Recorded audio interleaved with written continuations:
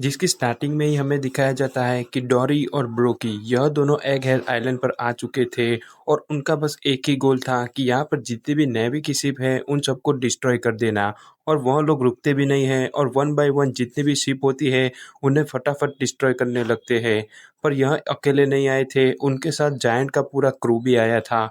और ऐसा कहा जाता है कि उनका जो क्रू था वह 100 साल पहले डिसबैंड हो गया था।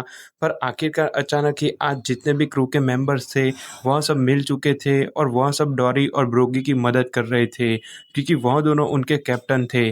और यहाँ पर जितने भी जायंट्स होते हैं वह तुरंत ही नेवी की जितनी भी शिप होती है उन सबको वन बाय वन डिस्ट्रॉय करने लगते थे। और यही था जायंट्स का लेजेंडरी क्रू, जो बहुत ही ज़्यादा स्ट्रॉन्ग था। इस तरफ नेवी के जितने भी सोल्जर्स थे वह सब एक ही बात पर कंफ्यूज थे कि अचानक ही वह लोग यहाँ पर आकर हम पर हमला क्यों कर रहे हैं। पर वह लोग रुक नहीं रहे थे और जहाँ पर जितनी भी शिप दिखती थी उन्हें डिस्ट्रॉय कर रहे थे। और यह सारी की सारी हलचल अपना ऊसोप था वह देख रहा था। और वह तो और भी ज़्यादा खुश हो जाता है, क्योंकि वह उन दोनों को लिटिल गार्डन के पास आज देख रहा था और उसे लगा नहीं था कि वह डॉरी और ब्रोगी को आगे कभी मिलेगा। पर फाइनली उन दोनों को सामने देखकर वह समझ गया था कि वह यहाँ पर फाइट करने नहीं बल्कि लूफी के क्रू को मतलब कि हमको बचाने के लिए आए हैं। तभी वहाँ पर वेगापंक का एक रोबोट होता है, वह भी यही कहता है कि वह क्लियरली नेवी को अटैक कर रहे हैं, उसका मतलब एक ही है कि वह हमारी मदद करने आए हैं।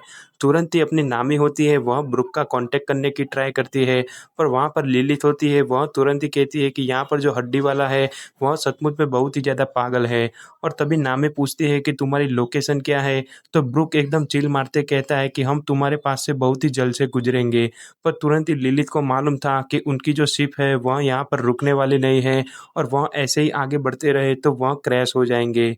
और उसके बाद का सीन दिखाया जाता है अपना जोरो वर्सेस लूची का, जहाँ पर जिम्बे था वह तुरंत ही जोरो को कहता है कि हमें जल्द से जल्द यहाँ से निकलना होगा, क्योंकि यहाँ पर जो फाइट है वह धीमे धीमे और भी ज़्यादा बड़ी हो रही है।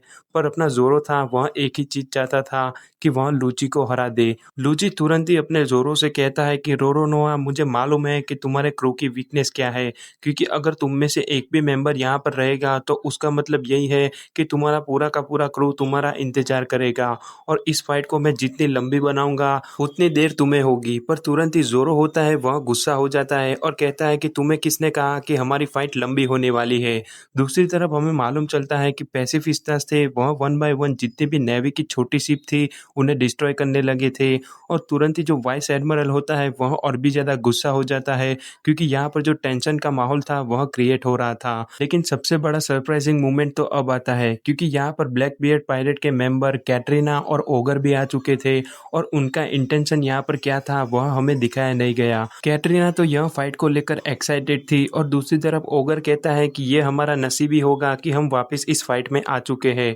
और फाइनली हमें सीन दिखाया जाता है लूफी का, जहाँ पर अपनी बोनी थी वह उसको देखकर एकदम शॉक हो चुकी थी, क्योंकि जिस बंदे को वह अपनी पूरी जिंदगी ढूंढ रही थी वह उसके साथी था और उसका नाम था स्ट्रॉ हैट लूफी। वह तुरंत ही उसे देखकर रोने लगती है कि आखिरकार उसकी जो खोज हुई थी वह सब खत्म हो चुकी है और आज उसने सच में सन गॉड निका को देख लिया है।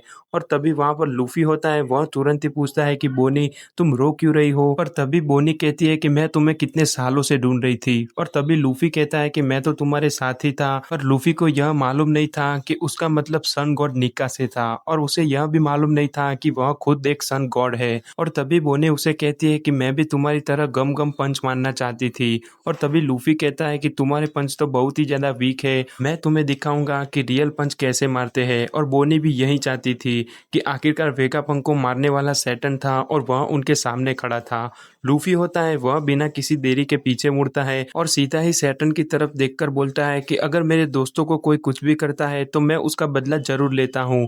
वह फाइनली बोनी को कहता है कि देखो पंच ऐसे मारते हैं और तुरंत ही अपने हाथ को बहुत ही तेजी से घुमाने लगता है।